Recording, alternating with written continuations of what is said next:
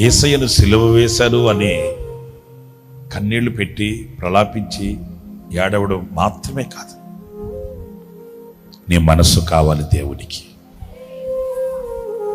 నీ తీర్మానం కావాలి దేవునికి, నీవు సొంతమవ్వాలి దేవునికి. ఇదిగో ఈవేళ నా ప్రభు నీ వైపు చూస్తున్నాడు. ఇవ్వగలవా నీ మనస్సు, ఇవ్వగలవా నీ హృదయాన్ని? ఇంత చేసిన దేవునికి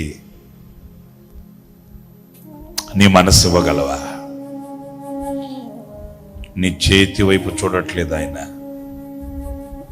నీ గుండె వైపు చూస్తున్నాడు ఆయన. నీ చేతిలో ఏదో ఉంది, నీ చేతితో ఏదో ఇస్తావని కోరుకోవట్లేదు ఆయన. నీ మనస్సులో ఏదో ఉంది, నీ మనసు ఇస్తావని చూస్తున్నాడు ఆయన.